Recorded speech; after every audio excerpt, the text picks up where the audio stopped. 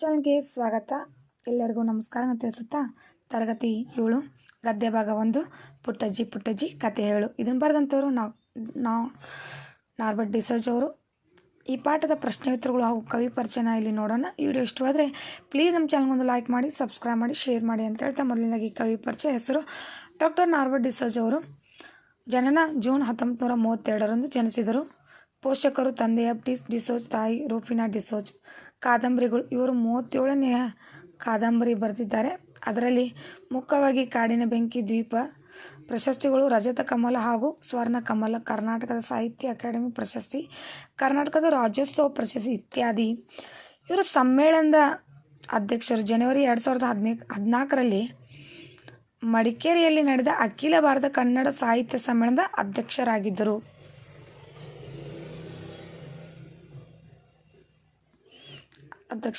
ಸಮ್ಮೇಳನದ ಅಧ್ಯಕ್ಷರಾಗಿದ್ದರು. ಈಗ ನಾವು ಒಂದೊಂದಾಗಿ ಪ್ರಶ್ನೆ ಉತ್ತರಗಳನ್ನು ನೋಡೋಣ ಬನ್ನಿ. ಪುಟ್ಟಜ್ಜಿ ಬಳಿ ಹುಡುಗ ಯಾವ ಕತೆ ಹೇಳಬೇಕೆಂದು ಕೇಳಿದನು. ಪುಟ್ಟಜ್ಜಿ ಬಳಿ ಹುಡುಗ ಕತೆ ಹೇಳಬೇಕಂದ, ಹಾಡುಗತೆ ಅಂದರೆ ಹಾಡು ಕತೆ ಹೇಳಬೇಕಂತ ಕೇಳಿದ. ಯುವಕ ಮನೆ ಮುಂದೆ ಏನು ಮಾಡಿದ. ಯುವಕ ಮನೆ ಮುಂದೆ ತೋಟ ಮಾಡಿದ. ಜಿಂಕೆಯ ಕುತ್ತಿಗೆಯಲ್ಲಿ ಏನಿತ್ತು.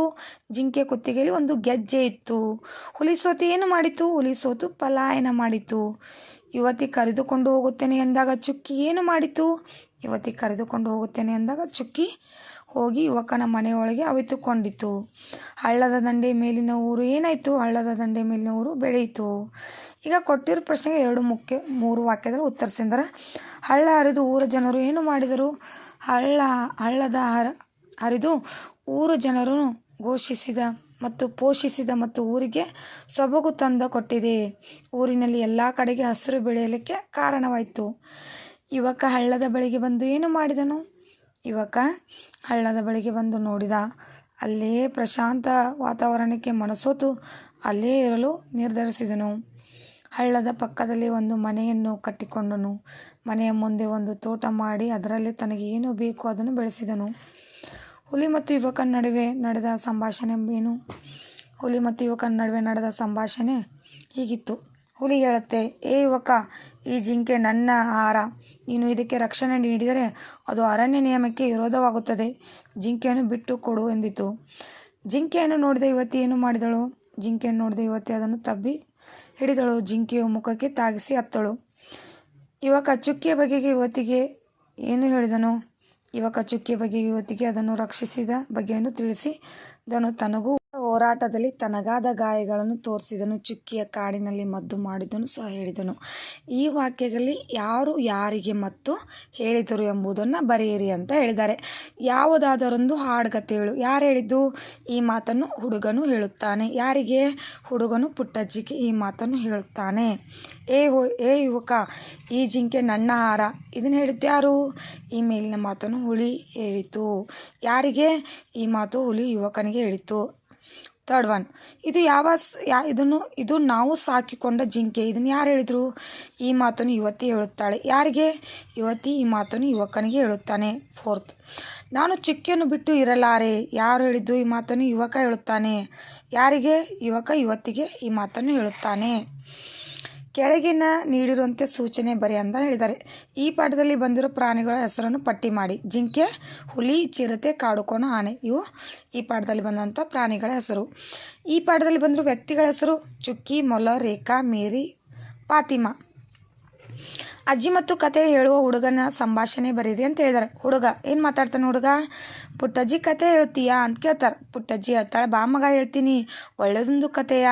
ಜಗಲಿ ಮೇಲೆ ಕುಳಿತು ಯಾವ ಕತೆ ಹೇಳಿ ಅಂತ ಅಜ್ಜಿ ಕೇಳ್ತಾ. ಹುಡುಗ ಯಾವುದಾದ್ರೊಂದು ಹಾಡುಗತೆ ಹೇಳು ಒಟ್ಟಿನಲ್ಲಿ.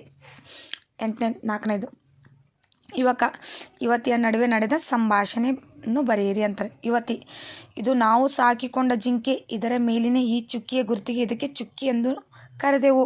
ಇದು ಕೆಲವು ದಿನಗಳಾದ ಕಾಡಿಗೆ ಬಂದದ್ದನ್ನು ಕೆಲವು ಹಳ್ಳಿಯ ಜನ ನೋಡಿದರು. ಚುಕ್ಕಿಯ ಕತೆ ಮುಗೀತು ಅಂತ ನಾವು ತಿಳಿದಿದ್ದೆವು. ಆದರೂ ನನಗೆ ಏನೋ ನಂಬಿಕೆ ಚುಕ್ಕಿ ಬದುಕಿದೆ ಎಂದು. ನಾನು ಅವತ್ತಿನಿಂದ ಅದನ್ನು ಹುಡುಕುತ್ತಿದ್ದೆ. ಇಂದು ಇದು ಸಿಕ್ಕಿದೆ ಅಂತ ಯುವತಿ ಯುವಕನಿಗೆ. ಯುವಕ, ಹುಲಿಗೂ ತನಗೂ ಹೋರಾಟ ನಡೀತು. ಅದರಲ್ಲಿ ನಾನು ಗಾಯವಾಗಿದ್ದೆ.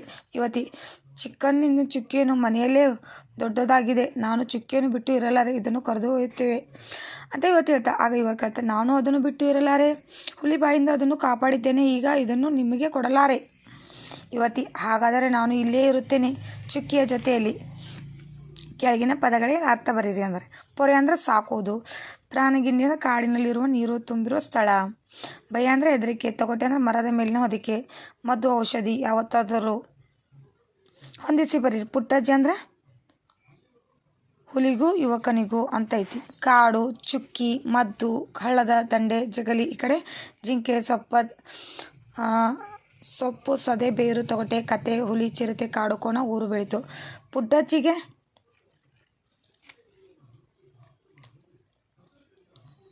ಕತೆ ಹೇಳಾಕಿ, ಪುಟ್ಟಜ್ಜಿ ಯಾರು? ಕತೆ ಹೇಳಾಕಿ, ಅಲ್ಲಿ ಬರ್ತೈತೆ ಅದು. ಇನ್ನು ಕಾಡು, ಕಾಡು ಏನು? ಹುಲಿ, ಚಿರತೆ, ಕಾಡು ಕೋಣ. ಚುಕ್ಕಿ, ಚುಕ್ಕಿ ಜಿಂಕೆ. ಮದ್ದು ಅಂದರೆ ಸೊಪ್ಪು ಸೇರು ಬೇರು ತೊಗಟೆ. ಹಳ್ಳದ ದಂಡೆ, ಊರು ಬೆಳೀತು. ಇಲ್ಲಿ ಪುಟ್ಟಜ್ಜಿ ಅಂತ ಇದೆಯಲ್ಲ, ಪುಟ್ಟಜ್ಜಿ ಹೇಳೋದು ಕತೆ ಇಲ್ಲಿಗೆ ಬರುತ್ತೆ. ನಿಮಗೂ ಕೂಡ ಇವತ್ತಿನ ಈ ವಿಡಿಯೋ ಇಷ್ಟವಾದರೆ ಪ್ಲೀಸ್ ನಮ್ಮ ಚಾನಲ್ಗೊಂದು ಲೈಕ್ ಮಾಡಿ, ಹಾಗೆ ಫಸ್ಟ್ ಟೈಮ್ ನಿಮ್ಮ ನೋಡ್ತಾ ಇದ್ದರೆ ಸಬ್ಸ್ಕ್ರೈಬ್ ಮಾಡ್ಕೊಂಡು ನೋಡಿ ಅಂತ ಹೇಳ್ತಾ, ಇನ್ನು ಮುಂದೆ ಎಲ್ಲ ಥರದ ಪಾಠದ ಪ್ರಶ್ನೆ ಉತ್ತರಗಳನ್ನು ಈ ವಿಡಿಯೋದಲ್ಲಿ ನೀವು ಕೂಡ ನೋಡ್ಬೋದಾಗಿದೆ. ಈ ವಿಡಿಯೋ ಇಷ್ಟವಾದರೆ ಪ್ಲೀಸ್ ಲೈಕ್ ಮಾಡಿ, ಸಬ್ಸ್ಕ್ರೈಬ್ ಮಾಡಿ. Thank you.